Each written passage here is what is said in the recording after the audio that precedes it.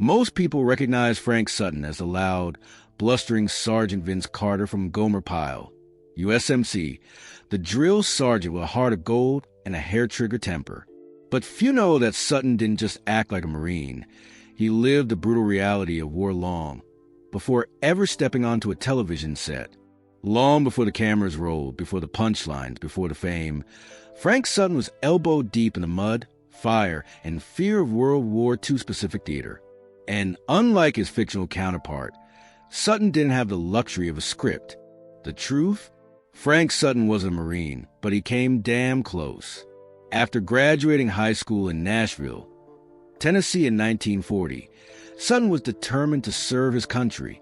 World War II was raging, and like many young men of his generation, he felt the call to enlist. He first tried to join the Marine Corps. Rejected. The Navy? Also a no. The reason? Colorblindness, a technicality that often disqualified otherwise capable men. Most people would have taken that as a sign to stay home. Sutton didn't. That refusal lit a fire in him. He knew he belonged in the fight, and he wasn't about to let some medical red tape stop him. So, in 1943, he found a way in. Sutton enlisted in the U.S. Army and was assigned to the 293rd Joint Assault Signal Company, part of the 6th Infantry Division. It wasn't a glamorous assignment. His unit specialized in frontline communications during amphibious assaults, a job that put him directly in the crosshairs of enemy fire. It wasn't just about charging beaches with a rifle. It was about carrying vital communication gear while enemy bullets tore through the air. A single mistake could get entire units wiped out.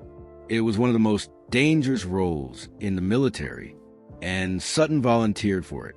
Unlike many Hollywood stars who served in ceremonial or entertainment roles, Sutton was in the thick of it. His boots hit real sand, under real gunfire, in real blood-soaked combat. He wasn't on the sidelines, he was in the grind.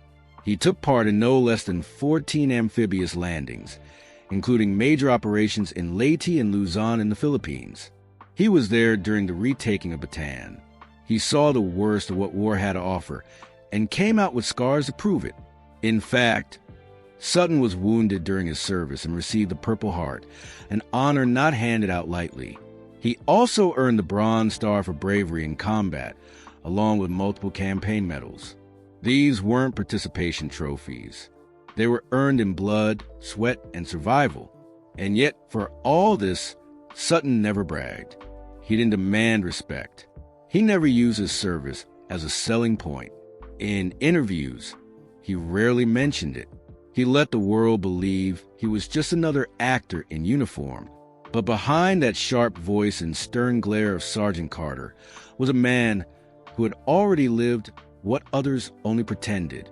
Before Frank Sutton was crawling through the jungles of the Pacific with enemy fire screaming overhead, he had to fight a very different kind of battle, getting into the military in the first place.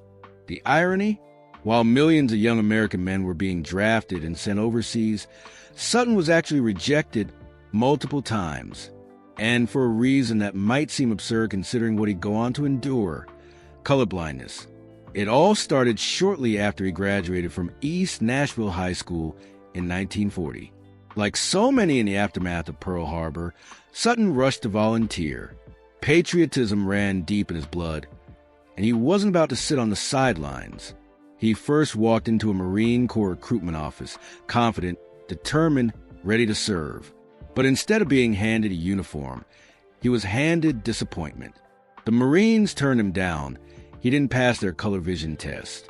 He couldn't differentiate between some colors, which was a red flag, literally and figuratively, from military command. For many, that would have been the end of the story. A rejection from the Marines was enough to send most men home with their heads down, quietly accepting their fate. Not Sutton. If the Marines wouldn't have him, maybe the Navy would. But once again, no dice. Colorblindness disqualified him there too. It wasn't just embarrassing. It was infuriating. The world was on fire. The U.S. was bleeding soldiers. And Frank Sutton, who was healthy, driven, and willing, kept getting blocked by something as seemingly minor as a vision test. But where most would have backed down, Sutton doubled down. He was relentless. This wasn't about chasing glory. It was about doing his part. He refused to let a medical technicality define his destiny. Eventually, his persistence paid off. In 1943, Sutton was accepted into the U.S. Army. The process was grueling. He had to navigate through layers of bureaucracy and military red tape, often confronting the same rejection over and over before finally landing a spot. When he was finally in, he didn't waste a second. Sutton wasn't assigned to a desk or a training unit far from the action. He was deployed directly into the brutal front lines of the Pacific Theater. The same man who wasn't fit for service by Marine or Navy standards would go on to serve with exceptional courage in some of the most dangerous operations of the war. It's worth noting just how rare this kind of persistence was. In a time when men often took deferments or found ways to avoid combat, Sutton was clawing his way into the fight. That mindset, the refusal to take no for an answer, is a thread that runs through his entire life. From acting auditions to battlefield survival, Sutton's grit was his trademark. Later in life, when people saw him barking orders on screen as Sergeant Carter, they probably assumed it was just acting. What they didn't realize was that the intensity in his eyes, that unshakable tone in his voice, it came from a place of experience. Because Frank Sutton had already fought to be there, long before the cameras ever rolled. By 1943, after being turned away by both the Marines and the Navy, Frank Sutton finally found his path into service through the U.S. Army. He wasn't drafted. He wasn't nudged by pressure or circumstance. He chose to keep pushing until someone gave him a rifle and a uniform. And when the Army finally said yes, Sutton made sure his time in service would be anything but ordinary. He was assigned to the 293rd Joint Assault Signal Company, a specialized unit within the 6th Infantry Division. The role wasn't glamorous, but it was essential. These were the guys responsible for coordinating radio communications during amphibious assaults. That meant storming enemy beaches alongside infantry, dodging bullets, and making sure the chaos of war didn't cut off commanders from their troops. Their job required more than courage. It required extreme focus, nerves of steel, and an unbreakable will under pressure. Sutton's unit was deployed to the Pacific Theater, one of the most brutal and unforgiving battle zones of World War II. The tropics were hellish. Sweltering heat, disease-ridden jungles, and an enemy that was known for its refusal to surrender. Sutton wasn't an observer. He was in the thick of it. He hit beach after beach in some of the fiercest battles of the campaign. Leyte, Luzon, the retaking of Bataan. He was even present during the liberation of Manila, where urban warfare became a deadly street-by-street grind. The mission in the Philippines wasn't just about territory. It was symbolic. The Japanese had humiliated the U.S. early in the war by taking the Philippines. Retaking that land was more than strategy. It was redemption. And Sutton was part of the force that helped make that happen. He didn't just survive these battles. He was wounded in action. But even that didn't stop him. For his bravery, he earned a Bronze Star, an award given for heroic or meritorious service in a combat zone. And then there was the Purple Heart, a solemn recognition given only to those who've been wounded or killed in the line of duty. These weren't handed out as routine honors. They were earned in fire and blood. He also received a slew of campaign medals, marking the places he fought and the sacrifices he made. Sutton's military file reads like a checklist of some of the most dangerous assignments a soldier could face during World War II. But Sutton didn't talk about these things. Not later when he was famous. Not even during interviews that begged for a wartime anecdote. He carried his scars privately. Maybe that was part of the code. Real soldiers didn't boast. And maybe, deep down, he felt that no TV show, no stage, no script could ever truly convey what he lived through. For Frank Sutton, combat wasn't just something he endured. It was something that shaped every fiber of who he became. The toughness, the discipline, the fiery resolve audiences would later see in Sergeant Carter, that wasn't acting. That was memory. While many soldiers served bravely in World War II, very few endured what Frank Sutton did. 14 amphibious landings in hostile territory. That number alone is staggering. 14 times stepping onto a beach not knowing if he'd make it off alive. And not just any beaches. These were killing grounds where every step forward was met with machine gun fire, hidden landmines, and the bone-chilling knowledge that enemy snipers were waiting in the trees. Frank Sutton didn't just flirt with danger. He danced with it repeatedly on the front lines of hell. The Pacific Theater was unlike any other battleground in the war. Forget the cold trenches of Europe.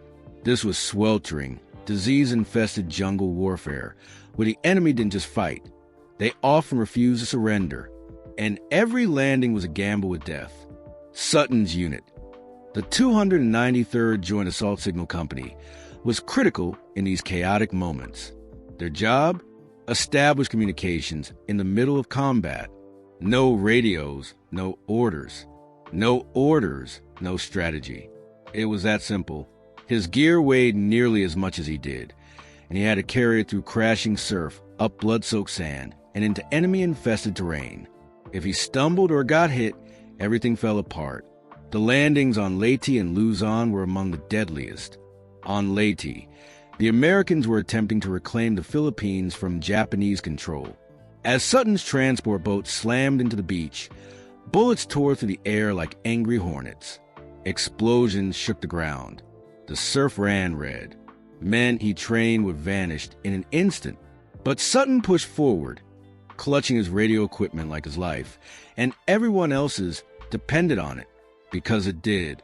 And then came Bataan. The name alone sent shivers down the spines of every American soldier.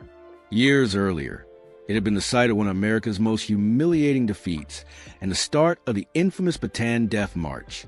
Taking it back was more than military. It was personal. Sutton was there when U.S. forces landed to reclaim what had once been lost. It was a brutal operation, filled with traps, resistance, and ambushes. Sutton, as always, didn't flinch. Through all this, he wasn't just fighting the enemy. He was fighting exhaustion, dysentery, dehydration, and the unbearable mental toll of seeing death daily. 14 landings means 14 times reliving that opening chaos. 14 times risking his life while carrying equipment instead of a weapon. 14 moments where everything could have gone dark in a flash. And somehow, he kept coming back. His performance under pressure was so reliable that officers trusted him with more dangerous assignments. It wasn't just about courage. It was his ability to stay calm in madness, to function when everything was collapsing around him. Frank Sutton wasn't a Hollywood soldier. He was a real deal. He'd already proven himself long before he ever shouted at Gomer Pyle. And by the time the cameras started rolling, nothing could rattle him, because nothing in show business came close to what he had already survived. When Frank Sutton finally returned home from the war, he didn't come back as the same young man who'd once been rejected for colorblindness. He came back decorated, hardened, and quiet, carrying the weight of 14 landings, a Bronze Star, a Purple Heart, and more memories than any man should be forced to relive. But what he did next might be the most surprising part of all. He didn't try to make a career out of his military past. He went back to his very first love, the stage. It was an odd shift on paper. Most men coming home from the Pacific weren't chasing spotlights. They were chasing stability. But for Sutton, acting wasn't about fame. It was about escape. It was the one place he could express himself without talking about what he'd seen, what he'd done, or the friends he'd lost. And surprisingly, his path back into that world wasn't as difficult as you'd expect for a man who had been away for years dodging bullets. Before the war, Sutton had already dipped his toes into acting. He performed in high school plays and studied drama at Columbia University. After his military discharge, he returned to Columbia, this time enrolling in their theater program full-time.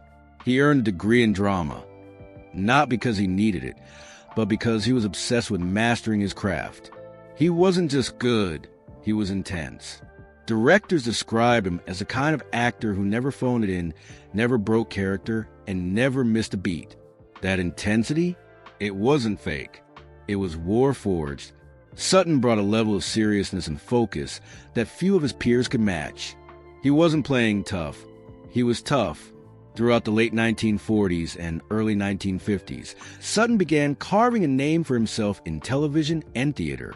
He appeared in live TV dramas like Studio One and Kraft Theater, and even landed a small but memorable role in Marty, 1955, the film that would go on to win the Academy Award for Best Picture.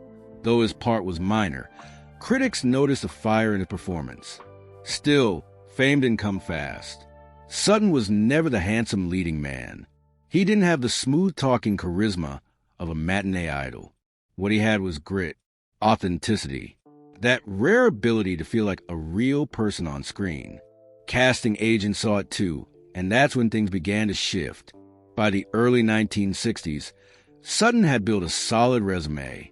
He was a familiar face, even if audiences didn't yet know his name. But behind the scenes, something was brewing, a role that would launch him into pop culture history, a part that would let him combine his real-world discipline with comedic timing. That role? Sergeant Vince Carter. But Sutton wasn't chasing fame. He wasn't trying to cash in on his war hero status. In fact, few people even knew about it. He had never once used it to boost his career, because Frank Sutton didn't want pity or praise. He just wanted to perform. And when that opportunity finally came, he'd do what he always did, give it everything. When Frank Sutton first stepped onto the set of Gomer Pyle, U.S.M.C. nobody, least of all Sutton himself, could have predicted that he was about to create one of the most iconic television characters of the 1960s. Sergeant Vince Carter, the red-faced, no-nonsense Marine drill instructor, was supposed to be a one-note foil to the wide-eyed, slow-talking Gomer.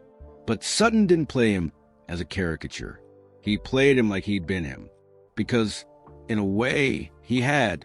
What audiences saw wasn't just great acting. It was authenticity wrapped in a uniform.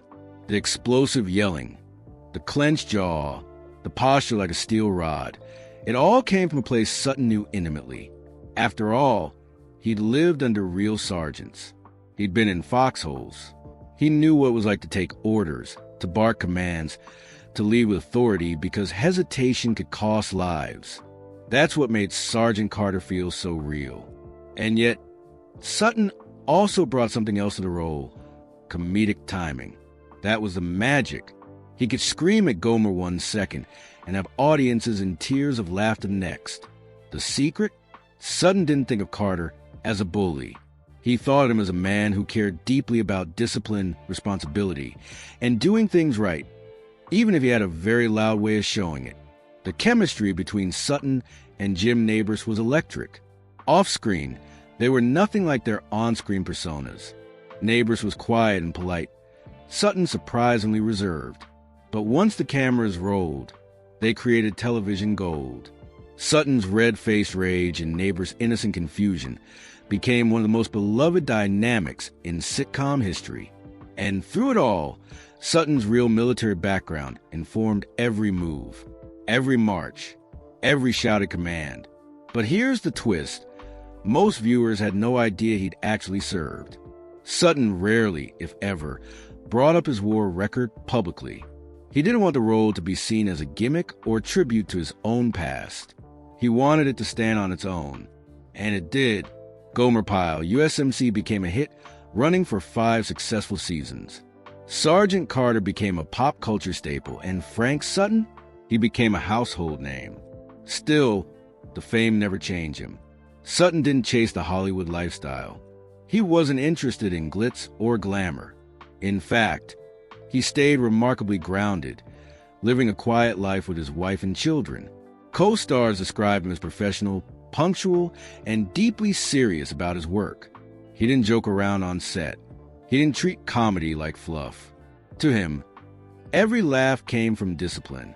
It's easy to forget, watching reruns today, that behind the loudmouth sergeant was a man who had once been crawling through jungles under real enemy fire. A man who knew what it really meant to wear a uniform. And that's why Sergeant Carter resonated. Not because he was funny, but because he felt real. Frank Sutton didn't need to pretend to be a Marine. He'd already been one. Frank Sutton's life was defined by resilience, from the battlefields of the Pacific to the sound stages of Hollywood. But no one saw the final chapter coming. In 1974, at the age of 52, Sutton's life ended abruptly, sending shockwaves through the entertainment community and fans alike. It happened on June 28, 1974, in Shreveport, Louisiana, where Sutton was performing in a stage production of the Caine Mutiny Court-Martial. The irony was bitter. Here was a man whose real military experience had inspired one of the most memorable TV Marines in history, now embodying a role about a naval court-martial in wartime. It seemed like the perfect blend of his two worlds. But tragedy struck suddenly. Sutton was found dead in his hotel room. The cause was ruled a heart attack. No warning, no long illness, just a swift end to a life that had already been through so much. Friends and colleagues were stunned. Sutton was known to be in good health and still very active in theater. The news sent ripples across Hollywood and the fan base of Gomer Pyle, U.S.M.C., where he'd become an enduring figure. In many ways, Sutton's death felt like the closing of a book left unfinished. He was just 52, a relatively young age for a man who had endured so much and had more to give. His passing reminded people how fleeting life can be, even for those who seem larger than life on screen. Despite his sudden death, Sutton's legacy lived on. Fellow actors, friends, and fans remembered him not just for Sergeant Carter's tough exterior, but for the man beneath. Disciplined, dedicated, and quietly courageous. Stories surface about his humility, his professionalism, and his unwavering commitment to his craft. Many recalled how Sutton never used his war record to boast, but let it inform his performances instead. Even today, decades after his passing, fans of classic television continue to celebrate Sutton's work. His portrayal of Sergeant Carter remains one of the most iconic military characters on TV. Part disciplinarian, part father figure, and all heart. And behind that character was a real soldier whose true military career was just as compelling, if not more so, than the role he played. Sutton's sudden death was a stark reminder that heroes aren't just characters on screen. They're people with stories, struggles, and vulnerabilities. His life and career encapsulate that truth perfectly. The man who survived 14 amphibious landings and earned a Bronze Star left us too soon, but his story and spirit live on. Frank Sutton may be best remembered as Sergeant Vince Carter, the gruff yet lovable drill instructor from Gomer Pyle, U.S.M.C., but his legacy stretches far beyond television. His real military service, marked by bravery and sacrifice, shaped not only his own life, but also how audiences came to understand military discipline and resilience through the lens of comedy. Sutton's portrayal of Sergeant Carter broke new ground. At a time when military characters on TV were often one-dimensional, either overly heroic or purely comedic, Sutton crafted a role that balanced toughness with vulnerability. He showed that discipline wasn't about cruelty but about respect, responsibility, and heart. This nuanced portrayal made the character relatable and memorable, influencing countless military roles on TV and film for decades after. Behind the scenes, Sutton's own war experience lent unmatched credibility to his performance. It wasn't just acting, it was a lived reality he brought to the role. This authenticity resonated with veterans and civilians alike, helping bridge the gap between military life and popular culture in a way few actors have achieved. His story also serves as a powerful reminder that the people behind famous roles often have rich, complex lives worth knowing. Sutton never flaunted his wartime achievements, but they informed every aspect of his craft. His dedication to portraying a Marine drill instructor wasn't just a job. It was a tribute to the values and sacrifices of those who serve. Beyond his impact on television, Sutton's military career stands as a testament to perseverance. From being rejected by the Marines and Navy to proving himself in some of the most dangerous battles of World War II, he embodied resilience. His journey from the jungles of the Pacific to Hollywood stages is a unique American story of grit and determination. Today, Frank Sutton is remembered not only for the laughs he brought to millions, but for the genuine courage he showed long before the cameras ever rolled. His life encourages us to look deeper than the surface, to appreciate the real stories behind the roles, and to honor those who serve with humility and strength. His sudden passing at 52 left a void in entertainment, but the characters he shaped and the true hero he was continue to inspire. For fans old and new, Frank Sutton's story is a powerful blend of courage, talent, and heart, a legacy far richer than any single role could capture.